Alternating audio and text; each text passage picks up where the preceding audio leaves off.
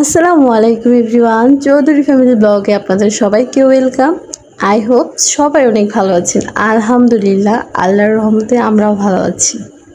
গ্রাম বাংলার দেশীয় স্বাদে আজকে রান্না করব কাসকি মাছ। কাসকি মাছের রান্না পুরো পৃথিবীর যে প্রান্তে থাকুক না কেন, বাঙালি যদি হয়ে থাকে সে কাসকি মাছের রান্না, কাসকি মাছের টেস্ট কখনোই ভুলবে না। কারণ কাসকি মাছ মানেই হচ্ছে আলাদা শান্তি।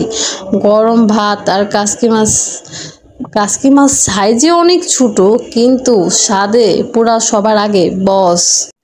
আচ্ছা, আপনাদের কি কারো এরকম মনে হয় যে আজকে কাসকি মাছ দিয়ে ভাত খেয়েছি আবার কবে খাবো? আমার কিন্তু এরকম মনে হয় যে আজকে কাসকি মাছ দিয়ে ভাত খেয়েছি আবার যে কবে খাবো, মনটা খুব আনচান করে। তো বকবক কম করি, আসল কথায় চলে আসি। আমি কাসকি মাছের রেসিপি করব পুরো দেশীয় স্বাদে, সহজে, একদম সহজে। কানার ভাই অন্ধও পারবে যদি এই রেসিপিটা দেখে থাকে। প্রথমে আমি পেঁয়াজ কুচি কেটে নিয়েছি, তারপর কাঁচামরিচ, আলু কুচি, টমেটো আর আদা রসুন পেঁয়াজ পেস্ট করে নিয়েছি হালকা পরিমাণে। বেশি একটা লাগে না, কারণ কাসকি মাছ এমনি একাইতেই একশো একশো বলতে আমার হাজবেন্ড বলতেছিল এটা কিন্তু বানানির মতো দেখতে। আমার মন চাচ্ছে খেয়ে ফেলতে, আমি বললাম খেয়ে ফেলো, সমস্যা কি, সব কিছুই তো খাওয়া যাবে।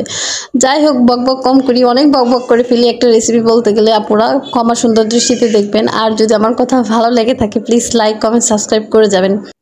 তো আমি মাছগুলো মাখাচ্ছিলাম আর আমার হাজবেন্ড বলতেছিল যে মাছগুলোকে আস্তে মাখাও, ব্যথা পাবে তো।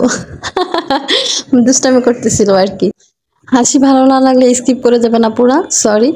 আর মাছগুলো আমার মাখানো শেষ হয়ে গিয়েছিল। মাছগুলো মাখানো শেষ হওয়ার পর আমি সামান্য পরিমাণ পানি দিয়ে দিয়েছি, কারণ ঝোল বেশি রাখবো না। আর বেশি পানি দিলে পরে মাছ নরম হয়ে যাবে, ভেঙে যাবে। সো কাসকিকে আর পাবো না, কাসকির মাথা লেজ কিছুই চোখে দেখবো না, কারণ এমনিতেই কাসকি অনেক ছোট মাছ। যেহেতু আমার মাখানো শেষ, এখন আমার মাখানো শেষ হওয়ার পরে আমি দিয়ে দিয়েছি ধনিয়া পাতা।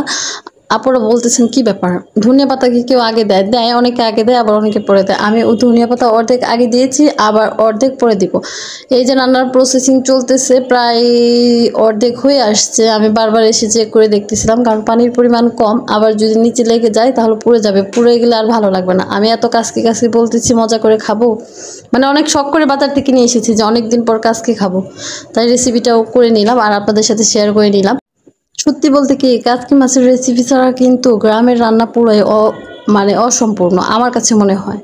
ছোটোবেলায় মানে খেতে চাইতাম না আম্মুর হাতের রান্না, যে ভাল লাগে না যদি কাটা মানে গলায় আটকে যায় এরকম কিছু একটা। কিন্তু এখন এত মিস করি যে মনে হয় যে কাসকি হলে মানে 2 বেলা কি 3 বেলা ভাতই খেলেই হয়ে যাবে আলহামদুলিল্লাহ। তো কেমন লাগছে এই ফাইনাল লুক? আসসালামু আলাইকুম, সবাই ভালো থাকবেন, দোয়া রাখবেন, আমার চ্যানেলের পাশে থাকবেন। আল্লাহ হাফিজ।